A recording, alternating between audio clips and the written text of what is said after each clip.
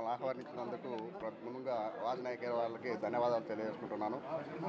ముఖ్యంగా ఈరోజు అంతర్జాతీయ మహిళా దినోత్సవం అనేది ఎందుకు జరుపుకుంటున్నామని అంటే ఆకాశంలో సగము అవకాశాల్లో సగము అనే ఉద్దేశంతో ఉండే మహిళల్ని మనం అన్ని రకాల సమాన అవకాశాలు కల్పిస్తూ వాళ్ళ అభివృద్ధికి, వాళ్ళ సంక్షేమానికి, వాళ్ళ హక్కులకు కాపాడుతూ మన వంతు బాధ్యతగా, మన వంతు గురుతర బాధ్యతగా మనమందరము వాళ్ళని గౌరవించాల్సిన పరిస్థితి ఉంది.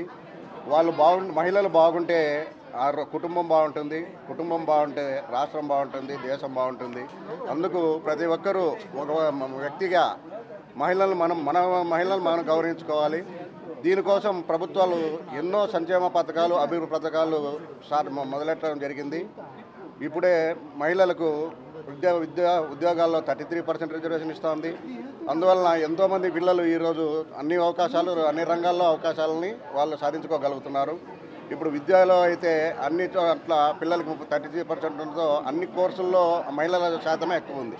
ఈరోజే పేపర్లో కూడా చదివాను, వైద్య వృత్తిలో మగవాళ్ళకింటే ఆడవాళ్ళ యొక్క శాతమే ఎక్కువ ఉందంట. అది చాలా శుభపరిణామం.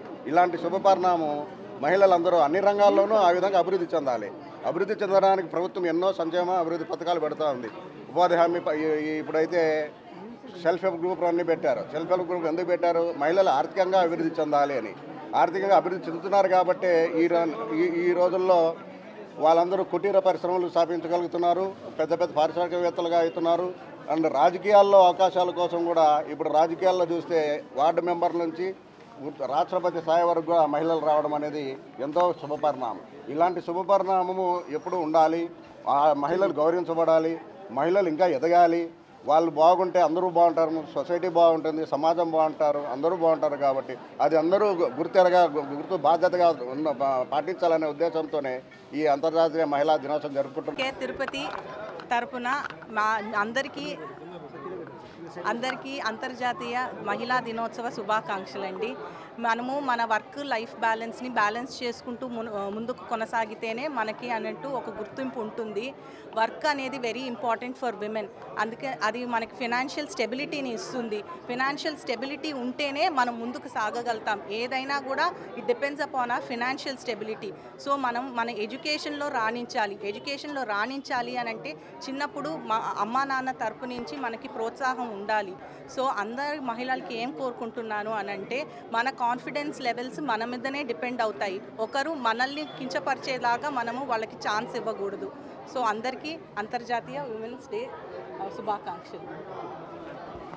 సార్, వాసనాయకర్ హాస్పిటల్ తరపున మహిళలందరికీ, తిరుపతి పట్టణ ప్రజలందరికీ మహిళా దినోత్సవం శుభాకాంక్షలు తెలియజేసుకుంటున్నాను.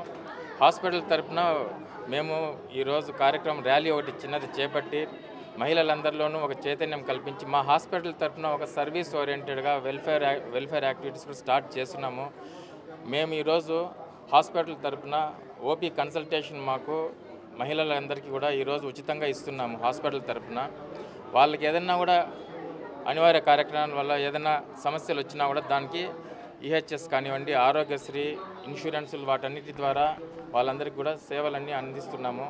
సో ప్రతి ఒక్కరికి పేరున హాస్పిటల్ తరపున వాసనాయకర్ హాస్పిటల్లో 17 సంవత్సరాల నుంచి సర్వీస్ ఇస్తూ ఉన్నారు తిరుపతి ప్రజలందరికీ కూడా. ఈ కార్యక్రమం పరంగా నేను అందరికీ కృతజ్ఞతలు తెలుపుకుంటున్నాను. పేరున తిరుపతి ప్రజలందరికీ కృతజ్ఞతలు తెలుపుకుంటున్నాను. సో ఈ కార్యక్రమానికి ఇచ్చేసిన పెద్దలకి, మీడియా మిత్రులందరికీ కూడా నా ధన్యవాదాలు తెలియజేసుకుంటున్నాను.